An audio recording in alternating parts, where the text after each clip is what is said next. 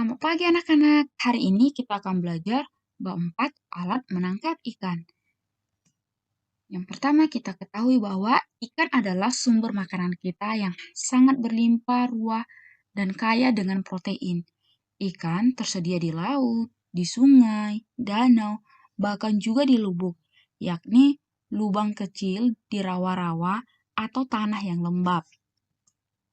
Sejak dahulu, ikan ditangkap dengan berbagai macam cara dan alat yang terdiri dari jenis pancing, jaring, dan jenis lainnya. Jadi, orang Melayu menggunakan alat untuk menangkap ikan yang pertama adalah jenis pancing. Jenis pancing yang pertama adalah satu pancing, kail, teraju, unak, guntang, dan rawai. Nah, untuk penulisan Arab Melayu sendiri, ini jenis pancing. Pancing, P, N, C, I, N. Kail, kail. Teraju, unak, guntang, rawai. Kira-kira pengertiannya apa ya? Nah, pancing. Ini adalah gambar pancing. Pancing terdiri dari tongkat yang disebut joran. Jadi, tongkat yang ada di sini ini disebut joran. Kemudian terdiri dari tali, ada penggulung tali, dan mata pancing. Biasanya pancing diberi batu atau besi sebagai pemberat yang dipasang di dekat mata pancing. Kemudian kail. Kail terdiri dari joran, tali, dan mata pancing. Panjang tali kail sama dengan panjang joran. Jadi panjang talinya sama dengan panjang tali pancingnya atau joran. Nah, kail digunakan untuk menangkap ikan di lubuk atau ikan kecil di sungai. Selanjutnya teraju. Teraju itu apa sih? Sama dengan pancing, namun tidak ada joran. Jadi di sini hanya ada tali dan pancingnya. Dia tidak ada talinya atau kayu yang panjang seperti ini di sini. Jadi di sini juga ada penggulung tali, kemudian ada pemberat atau besi dan mata pancing. Ini dia. Unak. Unak sama persis bentuknya dengan teraju.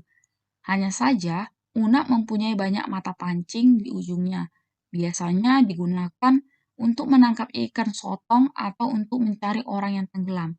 Jadi, ada tali pancing, kemudian ada banyak mata pancingnya. Ini disebut dengan unak. Sedangkan tadi teraju itu hanya satu mata pancing. Lalu guntang. Guntang ini terdiri dari pelampung, tali yang panjangnya sejengkal, dan mata pancing.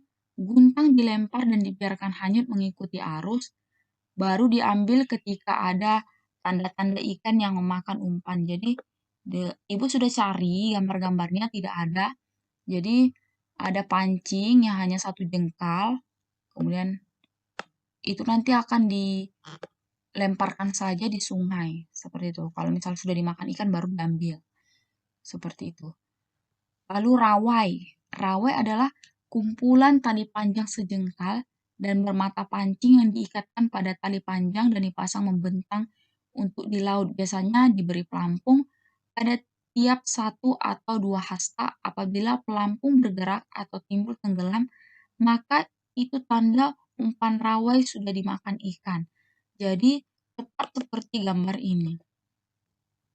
Ada tali, kemudian dikasih pelampung, dan ada mata pancingnya, dan ada talinya juga. Nah, ini disebut dengan rawai. Kemudian jenis-jenis jaring. Jenis jaring itu pertama ada jaring, ada jala, ada tangguk, ada langgai, ada jarmal. Nah, untuk pengertiannya sendiri, tali jaring itu adalah tali kail atau pancing yang dijalin menjadi kotak-kotak, tepat seperti gambar ini. Bentuknya itu prima dengan berbagai ukuran sesuai keperluan. Biasanya, jaring diikatkan ke sebatang kayu atau tunggal, dan ada juga yang diberi pelampung seperti rawai. Ini ya. Kemudian, Jala. Jala itu jaring juga, jaring yang diberi pemberat, batu atau rantai besi di bagian bawahnya, seperti ini. Ada pemberat, kemudian jala dikembangkan dan dilempar ke daerah yang sudah dipasang umpan atau yang diyakini ada ikan di dalamnya. Jadi dilempar saja. Kemudian tangguk. Ayo, siapa yang pernah pakai ini? Ini namanya tangguk. Tangguk atau sauk adalah jaring yang diikatkan pada rangka bulat dan diberi tangkai. Ini tangkainya. Lalu langgai. Sama dengan tangguk, namun langgai mempunyai ukuran besar dan berbentuk lonjong. Jadi sama dengan ini, tangguk yang ini. Namun gambarnya tidak Ibu temukan, tapi bentuknya itu dia lebih besar. Langgai. Lalu jermal. Jermal adalah jaring besar yang dipasang membentang di muara sungai atau laut dangkal. Panjang jermal dibuat dari kayu yang besar dan kokoh untuk menghadap ombak supaya dapat dibuat pondok kecil di atasnya. Jadi seperti ini.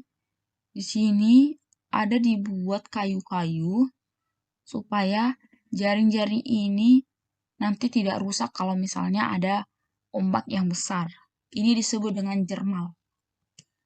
Lalu jenis yang lain, jadi alat penangkap ikan yang lain yaitu seligi, lukah, dan keruntung. Seligi, lukah, dan keruntung. Jadi kalau seligi itu adalah tombak bermata tiga. Ada tombak bermata tiga, jadi gunanya itu adalah untuk menangkap ikan. Jadi tinggal ditombak saja ikannya, lalu dapat. Kemudian ada lukah.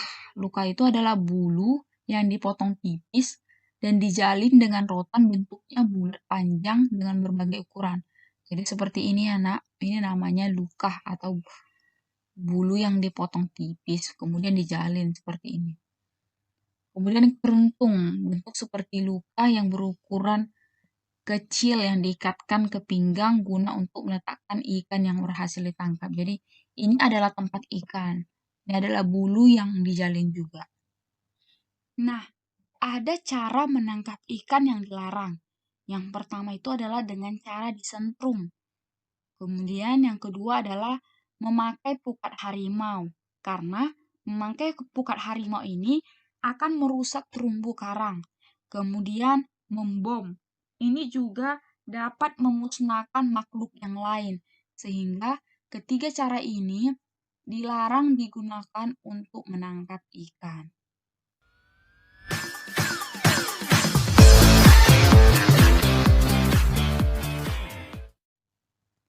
Nah, anak-anak dengan mengamati video pembelajaran hari ini, maka kamu coba jawab pertanyaan yang pertama, apakah yang dimaksud dengan seligi?